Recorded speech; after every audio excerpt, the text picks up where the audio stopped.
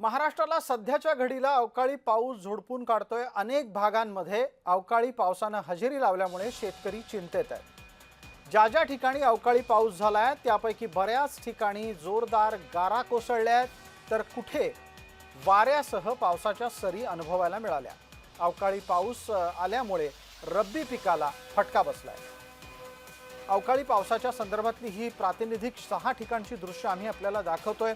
उत्तर महाराष्ट्रातल्या धुळे, मराठवाड्यातल्या संभाजीनगर इथं, तसंच विदर्भातल्या वाशिम इथं, मराठवाड्यातल्या बीड इथं, विदर्भातल्या अकोला इथं आणि मराठवाड्यातल्याच गोंदिया इथे परिस्थिती कशी आहे हे आम्ही आपल्याला प्रातिनिधिकदृष्ट्या दाखवत आहोत। ही सर्व स्थिती आत्ताच्या घडीला मोठ्या प्रमाणात पिकांचं कसं नुकसान झालंय त्याचा तपशील दाखवते। धुळ्यामध्ये बाजरी, हरभरा, मका या पिकांचं सर्वाधिक नुकसान झालंय। संभाजीनगरमध्ये अनेक ठिकाणी पिकं भुईसपाट झाली आहेत। वाशिममध्ये हळदीच्या पिकाला अवकाळीचा फटका बसलाय। गोंदियामध्ये हवामानाच्या लहरीपणाचा आंबा पिकालाही फटका बसलेला आहे।